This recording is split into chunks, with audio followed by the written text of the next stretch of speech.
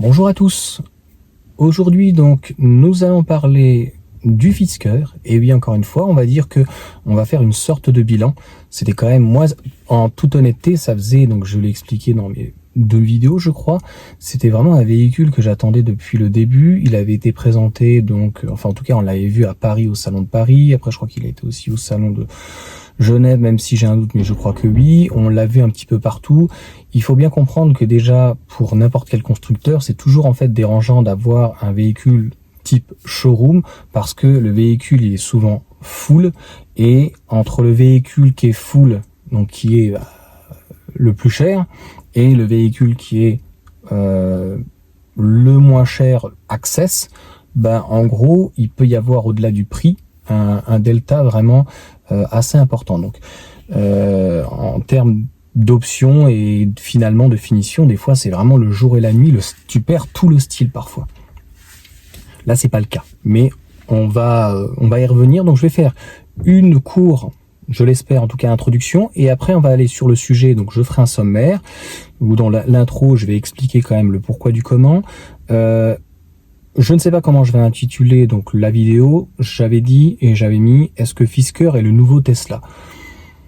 C'est pas du tout, encore une fois, putaclic. C'est que Fisker reprend, on va dire, une partie des codes de Tesla. Je dis bien une partie, notamment on va dire au niveau des intérieurs, quelque chose d'assez, si on peut dire, épuré. Il y a aussi Volvo avec le EX30, où clairement c'est rien, une tablette et rien. Ça plaît, ça plaît pas, la question n'est pas là, d'une manière donc subjective. Moi, ça ne me dérange pas. À partir du moment où le véhicule n'est pas totalement dépouillé de sens et de tout, en toute honnêteté, ça ne me dérange pas. Donc, comme je te l'ai dit dans la vidéo, ça faisait très longtemps qu'on attendait donc un centre Fisker en France, sur Paris en tout cas. Et puis je sais pas, jeudi c'est arrivé vers 15h, tu vois. Je te dis tout. En fait c'est marrant, dans la vidéo, il y a des gens qui arrivent, alors c'est très peu, c'est 1 pour donc 1% au final, 1 pour 1 pour 1000. C'est fou la critique, comment elle est facile, surtout derrière son écran, ça m'agace. Alors des fois je fais même plus attention, c'est triste, hein. Tu pars directement signaler, virer, et puis tu pourras jamais plus remettre de message. En tout cas je les verrai plus, tant mieux, parce que c'est terrible ce manque de courtoisie. Enfin bref, clairement ça faisait très longtemps que j'avais pas regardé, donc j'ai fait plusieurs vidéos. J'ai fait la vidéo sur la Pire, l'une des premières vidéos c'était sur le Fisker. J'ai fait une autre vidéo sur le Fisker où on avait l'autonomie de 707 km, donc au final je suppose que les 440 km avec une grosse batterie de 75 kWh sera plus conséquente. Moi je l'estime par rapport aux relations, donc en tout cas la plus grosse batterie, ce qu'elle arrive à faire, il y a des chances peut-être qu'on soit à 460, 480. Le but, c'est qu'il faut quand même qu'elle ait des avantages par rapport aux autres. Et oui. Donc, clairement, je vois ça jeudi. Fisker Center Paris. Je te dis tout, tu vois. Je te l'ai mis dans un short. Buc. Bon, short de cours, je vais chercher mes enfants, je les dépose. Ma femme fait les cours. Et puis, direction Buc. Je t'explique ma petite histoire. Buc. En plus, c'est, comme je dis, donc un très bel emplacement. Donc là, ils sont situés, c'est un ancien Audi. Donc, il y en a un qui m'a mis un commentaire, il est parti direct au goulag, le pauvre. Au final, il m'a tellement énervé. Enfin, honnêtement, c'est de l'info de dire que Fisker, donc, c'est pour le coup installé à la place d'Audi, de l'emplacement. D'expliquer donc comment le logo a été créé, même si on peut le trouver sur internet, et j'ai pu me tromper, je ne sais même plus, donc il n'est pas norvégien mais danois, mais voilà, je crois que je me suis pas trompé, que c'était en Californie, je n'ai pas dit que c'était en Alaska. Il faut toujours que les gens, et des gens qui cherchent des petites bêtes, c'est quand même hallucinant là-dessus. Je tenais quand même à le faire remarquer, pas pour les personnes qui finalement me suivent depuis le début, qui sont d'une gentillesse et d'une bienveillance, mais moi je peux te dire que quand on est empathique, des fois, en toute honnêteté, j'ai envie de me dire, mais des fois, vraiment, je me le dis, mais pourquoi je fais ça? Et donc, c'est pour ça que je voulais faire cette petite cette introduction pour à la fois me justifier, à la fois dire, et je le répète, et je l'ai toujours dit depuis le début, moi, ce qui m'intéresse sur ce Fisker, c'est, il ne peut pas remplacer mon modèle Y, très concrètement. Il manque malheureusement trop de choses, et on va faire le point là-dessus après, mais éventuellement, un peu, c'est horrible à dire, comme un maquis. J'ai 3 enfants, des grands enfants en plus, qui sont très grands, qui vont être très grands et très costauds. Donc, la Mégane, des fois, à terme, peut être un peu juste et de se dire, bah, moi, le Fisker Sport peut donc m'intéresser. Après, je me suis hyper bien renseigné sur le véhicule. Il est en sport extrêmement dépouillé. La personne qui était responsable m'a dit qu'il y a la pompe. Peut-être qu'il préchauffe, mais normalement, il n'y a pas la pompe à chaleur. Il faut la rajouter en option. Bien sûr, elle est en 20 pouces.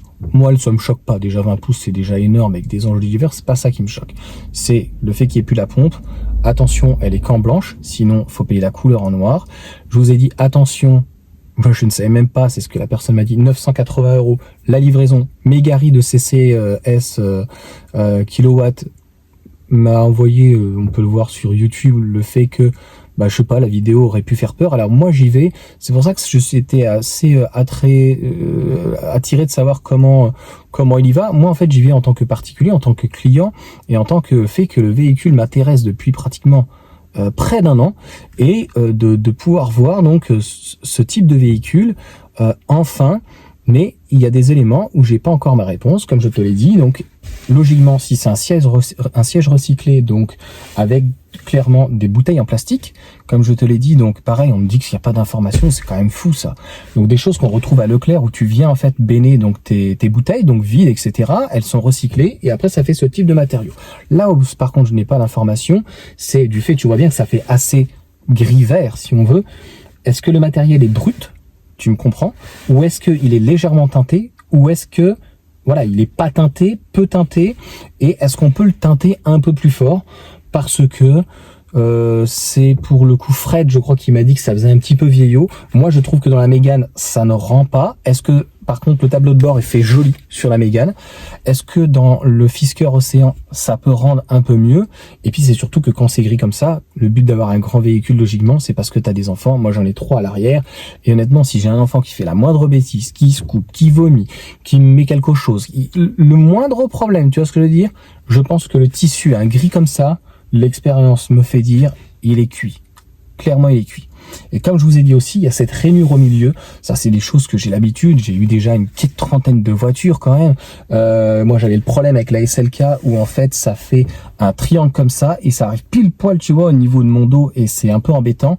Il y avait les sièges aussi un peu type Audi que j'avais de l'Audi TT et il y avait aussi donc sur la 207cc, il y avait carrément une couture pile poil au niveau du dos et ben voilà, avec mon entre guillemets tassement vertébral. Et oui, je raconte encore ma vie. Bah, si ça plaît pas, bah ailleurs malheureusement, et donc c'est gênant pour le dos. Et c'est vrai qu'avec la Tesla je n'ai pas par contre ce souci là, et donc moi je voulais avoir vraiment, comme très souvent, voir le haut de gamme et voir le véhicule dépouillé.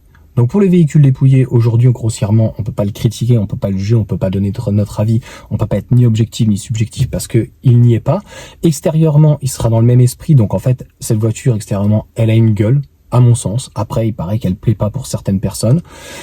Et voilà, on va faire dans la vidéo donc les différents manques, qu'est-ce qui manque en fait à Fisker pour être un grand constructeur. Et clairement, je suis désolé, sur le Fisker que donc j'ai essayé l'extrême, moi je préfère les sensations donc des Tesla, même en 4 roues motrices, par exemple le modèle 3 en grande autonomie, il part plus de l'arrière, donc on sent plus la propulsion. En fait, il n'y a pas d'équilibre, c'est-à-dire qu'un vrai 4 roues motrices sur un thermique, c'est souvent un intégral. Moi, le Cayenne notamment, c'était ça. Donc, il n'y a pas de décharge. Sur l'Audi TT, par exemple, il est dit quattro, mais en fait, c'est un Aldex. Donc, en gros, l'arrière ne travaille pratiquement jamais. Donc, finalement, c'est une traction. Il y a des véhicules, les derniers véhicules de chez Audi, maintenant, je crois que c'est le cas chez BM, tu peux le mettre à 100% à l'arrière, 100% à l'avant, 50-50. Ça, c'est vraiment super, quoi. Tu peux le gérer. D'ailleurs, je crois que sur la perf, la modèle Y perf, la première fois que je l'ai essayé, j'étais allé l'essayer ou quoi que ce soit, j'ai pu me rendre compte là-dessus. Donc, moi, c'est vrai que comme je l'ai expliqué d'ailleurs, la seule fois où j'ai voulu le faire, donc c'est avec Smart pour le coup Vélizy, je vais les citer. Moi, j'ai eu un très mauvais backstage, un très mauvais retour de départ, je suis désolé, avec eux. C'est-à-dire que j'étais intéressé en tant que client de l'acheter. Déjà que ma femme voulait pas du tout entendre parler de Smart. Alors j'ai eu 2 Smart cabriolets pour le coup. J'ai été client chez eux où je faisais à la fin mes entretiens quand je suis revenu. J'étais dans le sud parce que de toute façon les Smart c'est tellement compliqué. Il faut descendre de mémoire, je crois, l'essieu arrière, etc. pour pouvoir intervenir sur le moteur et faire la vidange. Donc voilà, c'est pas donné, c'est 200-300 € quand même la vidange pour un tout petit moteur comme ça, là, un 1 litre, donc d'origine Mitsubishi de mémoire, donc il faisait 84 chevaux en turbo, donc bagnole sympa. Pour la ville, c'est assez sympa, c'était bien. Donc en gros, voilà, c'est la seule fois où je me dis voilà, je vais essayer de voir, donc être honnête, de me dire j'ai envie vraiment de faire une vraie présentation, et il n'y a pas d'autre mot, je me suis pris un vent, donc je m'en fiche. Je trouve que par contre il y a des concessions qui sont pas du tout professionnelles, qui te rappellent pas. Moi la Brabus m'intéressait, elle était à 47 500, j'appelle au Trocadéro, on me dit bah non écoutez il y aura pas, et puis au final il y a plusieurs personnes, et même sans bornes, ils sont juste, je les adore, et qui m'a dit bah si Johan, il y en a qui ont eu, donc avec le bonus, donc ça m'est passé un petit peu à côté, je suis un peu dégoûté, mais c'est pas grave, dans 2-3 ans je me reprendrai quelque chose de plus sympathique, et c'est pas grave. D'ailleurs, c'est pas une exclue, mais le prochain essai que je ferai, j'ai vu que Lotus allait avoir sur une nouvelle concession sur Paris-Ouest. J'ai pas envie d'aller dans Paris, logiquement dans le 8e, mais au même titre que le modèle X, je l'ai pas trouvé si grand, donc il m'a donné bien envie. Au final, 5 mètres, je pensais que voilà, par rapport à mon Cayenne, ça faisait trop grand, 20 ou 30 cm de plus, et j'étais très bien dedans, mais je suis désolé, à 94 000 ou 100 000, peu importe, je dirais que ça fait beaucoup d'argent, mais à 10 000 € près, donc 100 000 €, je trouve qu'il y a des manques, il n'y a plus de radar, il n'y a pas de 360, les clignotants, c'est quand même gênant pour nous, on fait beaucoup de nationales, etc., on fait beaucoup de routes, donc clairement, c'est gênant. Donc, pour le même prix, on peut avoir les lettres, je l'avais mis d'ailleurs en bandeau au départ, je la trouve juste magnifique, et j'irai l'essayer à titre perso. On verra par la suite, donc c'est la force d'avoir, entre guillemets, énormément d'abonnés, c'est comme je vous ai dit, de pouvoir faire, au-delà des partenariats, c'est d'avoir a priori une influence, parce que donc pour le coup Gary de CCS, donc Kilowatt, m'a dit qu'il n'y avait plus le tarif de la livraison à 980 €. Donc ça serait volatilisé, de 1. Et puis au final, ils auraient peut-être des voitures en début d'année 2024. Moi, on m'a dit, non, écoutez, il n'y en aura pas avant la fin de l'année 2024. Et moi, de toute façon, comme je l'ai dit, de ma vie, logiquement, je ne précommanderai pas, parce qu'elle est juste uniquement, logiquement, à la précommande le véhicule. Je ne précommande pas ou je commande pas un véhicule que je n'ai pas essayé, c'est juste pas possible. Voilà, il y a vraiment que la Mégane que j'avais pas essayé. Je l'ai dit aussi, il y avait la ISLK 280 que j'avais acheté d'occasion il y a près de 10 ans, ouais, pratiquement 15 ans, donc que j'avais pas essayé, ça avait été du bonheur. La Mégane, c'est aussi du bonheur, j'en suis très content, mais c'est vrai que je change pas de femme tous les jours, mais de voiture, c'est assez régulier. Et donc, c'est pas un scoop, mais le prochain essai, je pense, et je verrai si je peux faire des intégrations de ce véhicule, j'aimerais beaucoup. Je vais rester donc sur cette indépendance et donc le fait d'aller l'essayer d'une manière donc perso. Et de toute façon, ils peuvent pas te refuser à l'extrême un essai, puisque je suis client, je suis là pour l'acheter, et je raconte pas des bobards. Voilà, s'il faut étaler sa vie, il y a pas de problème. Je vais lui ouvrir le compte en banque. Et, voilà, c'est du refus de vente. Hein. Donc c'est d'ailleurs puni par la loi. Donc là, je peux te dire que je fais un short en disant ils veulent pas me laisser faire un essai. Quand tu peux avoir le véhicule, c'est top. Tu peux faire la démonstration, etc. Dans l'ensemble, je trouve pas que je casse du sucre. Oui, je suis très dur. Mais à un moment donné, quand il y a des choses qui sont très bien, il faut le dire. Puis quand il y a des choses que ça va pas trop, il faut le dire. Et donc, c'est le cas. On va passer donc au vif du sujet, qui sera, est-ce que Fisker est le nouveau Tesla, ou est-ce que, en gros, ça peut être un concurrent? Je ne sais pas comment au niveau du titre je vais le titrer, mais c'est une réflexion. Est-ce qu'ils peuvent en tout cas avoir le même le même succès que Tesla? C'est la question en fait que je me pose. Ça sera la dernière question, et la prochaine fois, ça sera, j'espère, pour faire l'essai du Fisker Océan Sport. Si voilà le concessionnaire donc reconnaît ma vidéo et me dit non je veux pas, Bah voilà, j'ai mon caractère et je me gênerai pas dans ces cas-là de dire ce que je pense, ça ne me dérangera pas. Parce qu'encore une fois, voilà, j'y vais en tant que client. J'étais juste déçu. En fait, c'est bizarre. Le jeudi, j'ai eu un super feedback, un super retour. C'était très scandinave. Clairement, voilà, que ça soit danois, que ça soit suédois ou quoi que ce soit. Moi, quand j'habitais dans le sud, je travaillais beaucoup avec des Allemands, des Norvégiens, des Suédois, des Danois. Une fois, j'ai eu un Danois qui est venu en plein mi-juillet. Le pauvre, il transpirait de partout. C'était l'horreur. Il m'a mis la clim. La clim était dans le garage extérieur. Je te raconte encore ma petite vie. Et il a congelé le conduit entre le chaud et le froid. Il avait mis trop froid. C'était l'horreur. Le viking. Mais vraiment un viking. Et voilà, je sais plus, je suis parti encore trop loin comme d'habitude, c'est pas très grave, c'est une vidéo sur l'intro à la cool, là on va parler sérieux.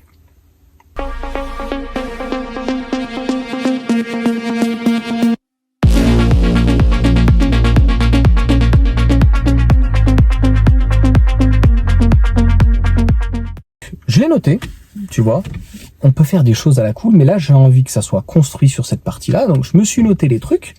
Et on va commencer déjà, c'est vrai, le gros atout de Tesla, c'est les superchargeurs. Donc les superchargeurs, il y en a pratiquement partout. C'est vrai qu'ils sont pas sur l'autoroute, mais aujourd'hui, Tesla a sa propre infrastructure. Tu branches, tu payes, merci, au revoir. Aujourd'hui, Fisker, c'est allez go. Donc je crois que j'avais reçu un mail en me disant si vous commandez maintenant, vous précommandez maintenant, vous aurez le droit à 1 an de recharge gratuite, illimitée je crois, si vous êtes un particulier et non un professionnel. Très bien, mais moi je veux voir le véhicule. Encore une fois, on n'achète pas on n'achète pas une voiture comme on achète une baguette de pain ou une maison, un appartement. C'est ma conception de la vie et j'y dérogerai pas là-dessus. Il y a que les cons qui changent pas d'avis, on ne sait pas, mais bon, voilà. Le deuxième point, c'est la distribution chez Tesla.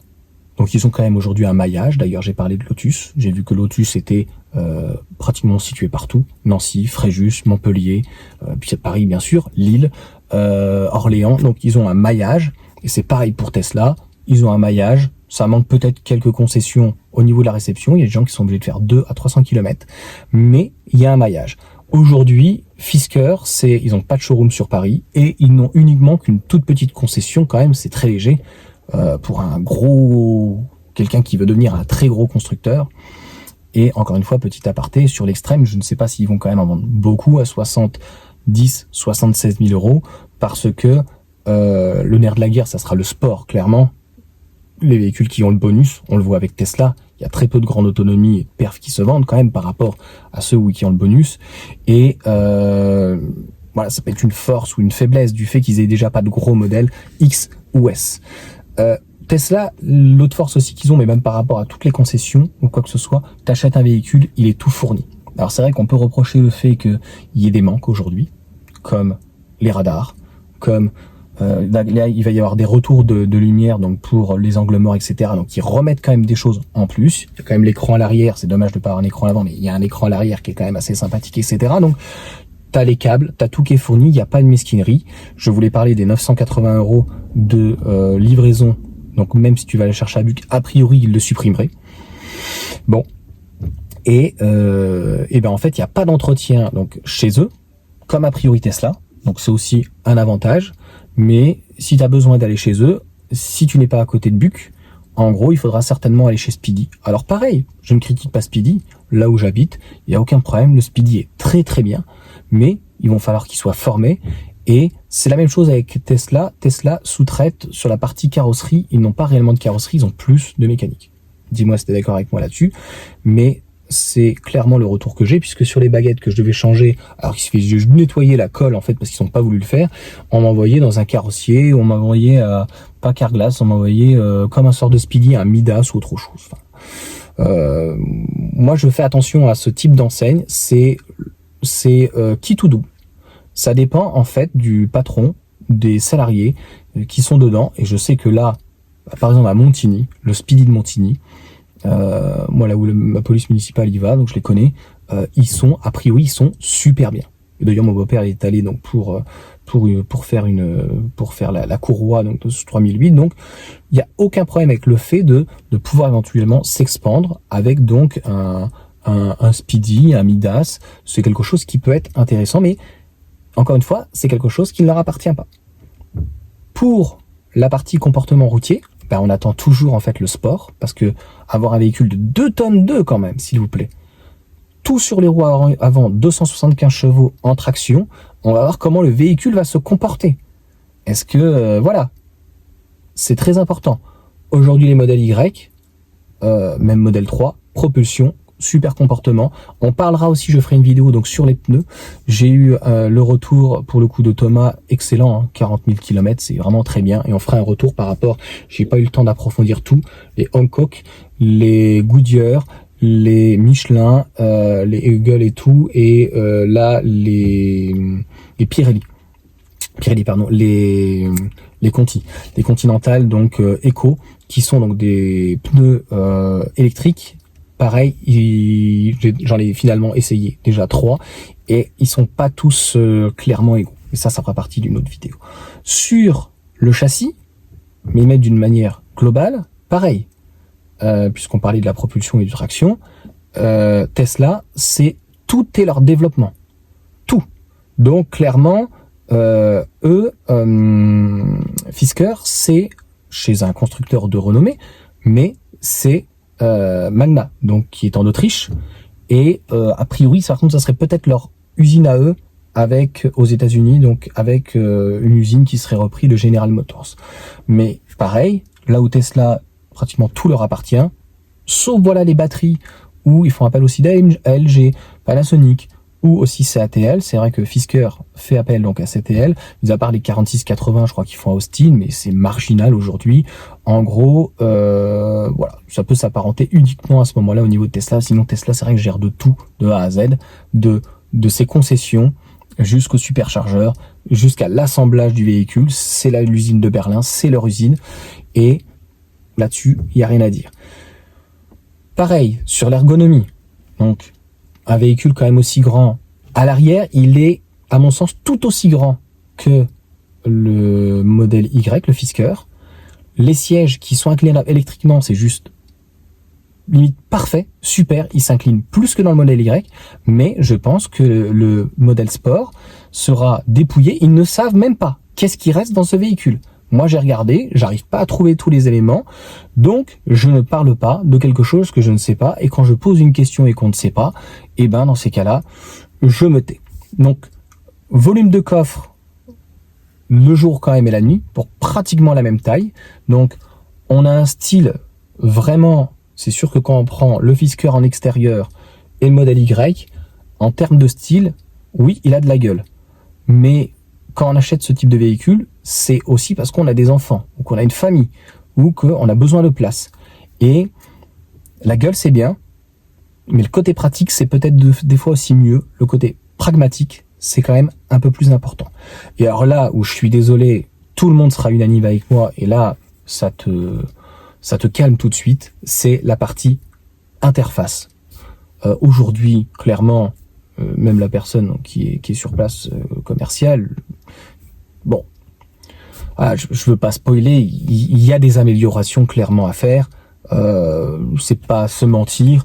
L'interface que moi quand j'ai pris le modèle Y, j'ai retrouvé pile poil, je me suis retrouvé comme si j'étais avec mon Apple.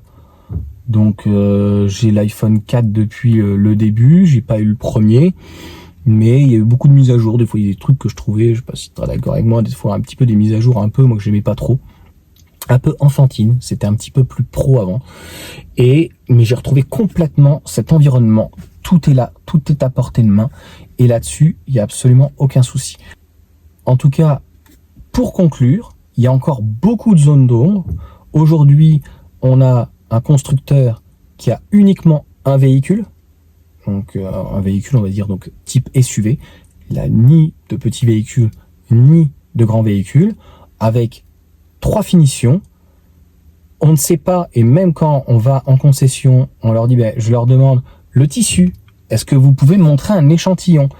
Je suis désolé, tu commandes un véhicule, montrez-moi au moins un échantillon. Tu vas chez Porsche, tu vas chez Ferrari, à l'extrême, tu n'essaies même pas la voiture, le mec qui commande, il va commander toutes les options qu'il veut sur des échantillons, surtout là, si tu as 3 ou 4 échantillons. Donc le cuir, je l'ai vu, il est très bien. Mais l'option cuir, je pure dire de bêtises, je t'ai fait la configuration, tu pourrais la voir, peut-être que je pourrais l'enregistrer ici ou quoi, je verrai si j'arrive à l'intégrer.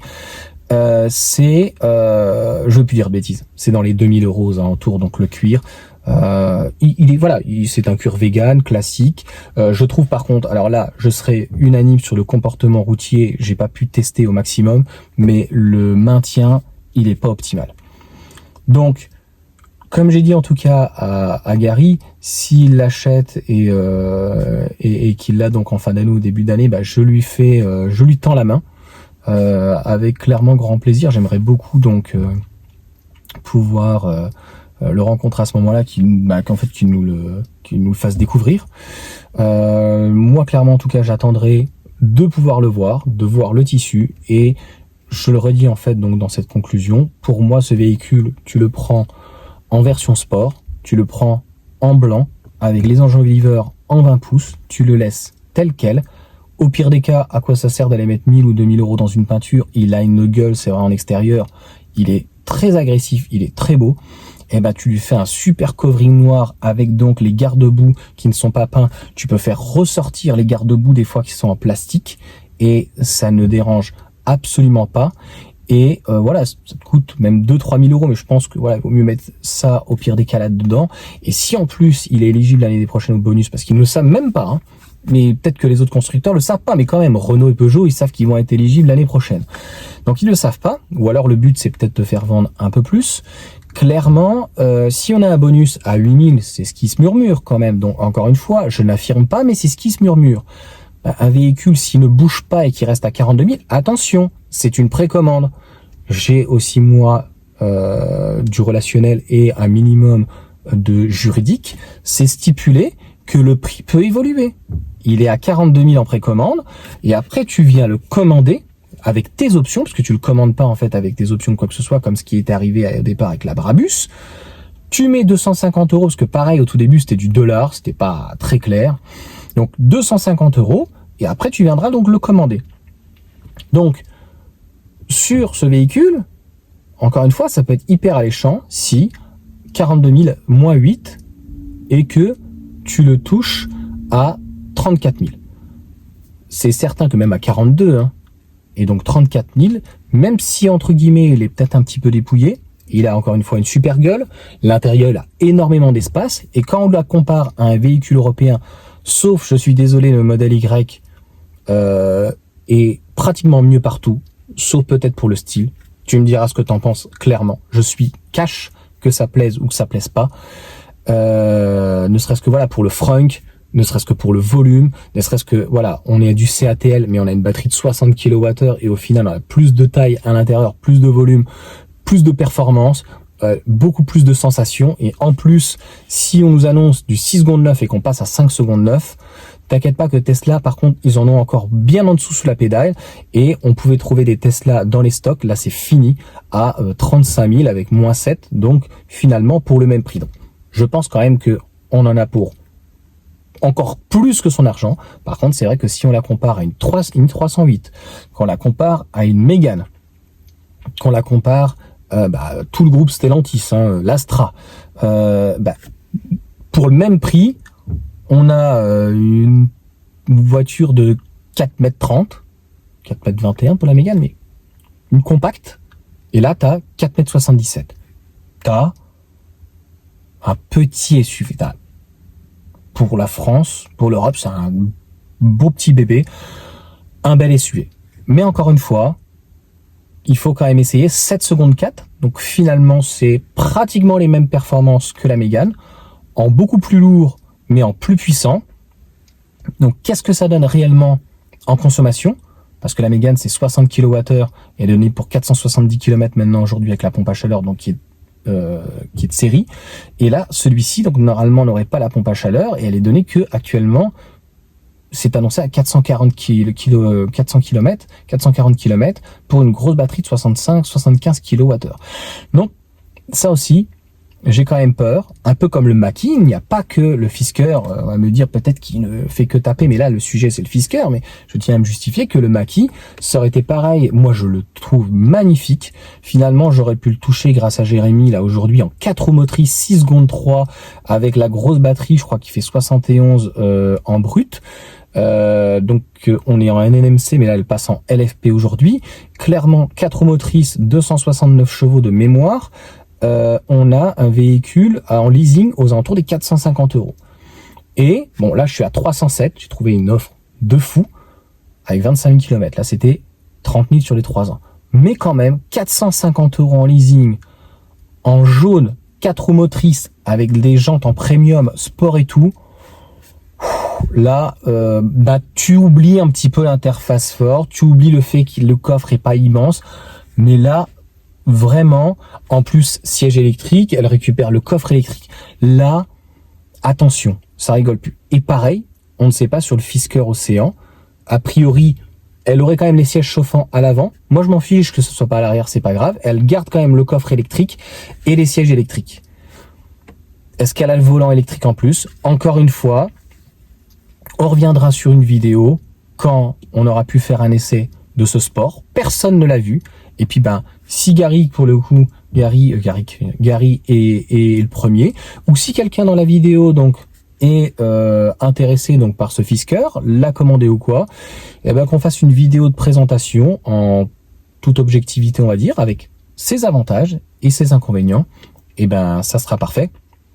Le modèle Y avec le CX qu'elle a, moi l'avant il me plaît pas du tout. Et j'ai fait une petite vidéo que je pense que j'arriverai peut-être à mettre juste là, qui était, c'est pour moi pas un SUV, c'est pour moi pas un crossover, mais ça s'apparente plus à un monospace. À l'arrière ça peut aller, mais je ne l'ai pas acheté, c'est pas un coup de cœur. Et le Fisker Océan, je l'aurais acheté plus pour sa gueule, pour son coup de cœur, voilà, pour finir vraiment la conclusion dans la conclusion, je l'aurais vraiment acheté pour ça, parce qu'il a un look. Mais il faut être vigilant sur l'autonomie. Il y a des véhicules où l'autoroute, je suis désolé, vous le savez les amis, c'est rédhibitoire. Il y a Charlie pour le coup, voilà, il change finalement pour le même prix, il passe une Model 3 parce que la Mégane, il la trouve sympa, mais il en a marre. Donc, à un moment donné, voilà, Tesla, clairement, aujourd'hui, plie le game. Il n'y a que Hyundai, et je voulais d'ailleurs aller faire un essai de la Ioniq 5, voire 6, je n'ai jamais une nouvelle. Il n'y a, à mon sens, ou Porsche en 800 volts, mais il n'y a que Hyundai qui est limite en termes de technologie. Moi, je pense, dis-moi ce que tu en penses. Au-dessus, en charge, en autonomie, en batterie, ils sont très forts. Mais le rapport qualité-prix, ils sont un peu trop élevés. Donc là, c'est vrai qu'ils ont fait une casse sur la Ioniq 5. Moi, je trouve la Ioniq 6 très jolie. Elle a un style de 911, c'est clair, c'est pompé. Comme la Laguna Coupé ressemblait derrière, pompé à une Aston Martin, un petit peu avec l'avant, etc. C'est pompé.